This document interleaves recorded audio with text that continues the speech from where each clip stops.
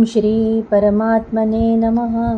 श्रीमद्भगवद्गीता अथ 12 अर्जुन उवाच एवं सततयुक्ता ये भक्तास्त्वां पर्युपासते ये चाप्यक्षरमव्यक्तं तेषां के योगवित्तमाः। श्रीभगवानुवाच मय्यावेश्य मनो ये मां नित्ययुक्ता उपासते श्रद्धया परयोपेतास्ते मे युक्ततमा मताः। ये त्वक्षरमनिर्देश्यम् अव्यक्तं पर्युपासते सर्वत्र गमचिन्त्यं च कूटस्थमचलं ध्रुवम् सन्नियम्येन्द्रियग्रामं सर्वत्र समबुद्धयः ते प्राप्नुवन्ति मामेव सर्वभूतहिते रताः।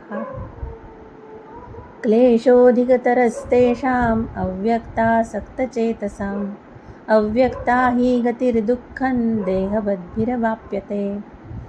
ये तु सर्वाणि कर्माणि मयि सन्न्यस्य मत्पराः अनन्येनैव योगेन मां ध्यायन्त उपासते तेषामहं समुद्धर्ता मृत्युसंसारसागरात्। भवामि न चिरात् पार्थ मय्यावेशितचेतसाम् मय्येव मन आधत्स्व मयि बुद्धिं निवेशय निवसिष्यसि मय्येव अत ऊर्ध्वन्न संशयः। अथ चित्तं समाधातुं न शक्नोषि मयि स्थिरम् अभ्यासयोगेन ततो मामिच्छाप्तुं धनञ्जय। अभ्यासेऽप्यसमर्थोऽसि मत्कर्मो परमो भव मदर्थमपि कर्माणि कुर्वन् सिद्धिमवाप्स्यसि।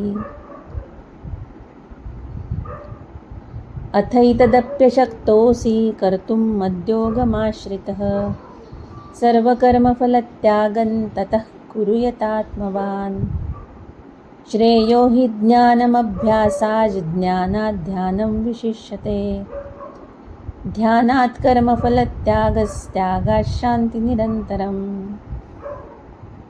अद्वेष्टा सर्वभूतानां मैत्रः करुण एव च निर्ममो निरहङ्कारः समदुःखः सुखक्षमी सन्तुष्टः सततं योगी यतात्मा दृढनिश्चयः। मय्यर्पितमनो बुद्धिर्यो मद्भक्तः स मे प्रियः। यस्मान्नो द्विजते लोको लोकान्नो द्विजते च यः। हर्षामर्षभयोद्वेगैर्मुक्तो यः स च मे प्रियः। अनपेक्षः शुचिर्दक्ष उदासीनो गतव्यथः सर्वारम्भपरित्यागी यो मद्भक्तः स मे प्रियः। यो न हृष्यति न द्वेष्टि न शोचति न काङ्क्षति शुभाशुभपरित्यागी भक्तिमान्यः स मे प्रियः। समशत्रौ च मित्रे च तथा मानापमानयोः शीतोष्णसुखदुःखेषु समः सङ्गविवर्जितः। तुल्यनिन्दास्तुतिर्मौनी सन्तुष्टो येन केनचित् अनिकेतस्थिरमतिर्भक्तिमान् मे प्रियो नरः। ये तु धर्म्यामृतमिदं यथोक्तं पर्युपासते श्रद्दधाना मत्परमा भक्तास्तेऽतीव मे प्रियाः। ॐ तत्सदिति श्रीमद्भगवद्गीतासु उपनिषत्सु ब्रह्मविद्यायां योगशास्त्रे श्रीकृष्णार्जुनसंवादे भक्तियोगो नाम 12 अध्यायः।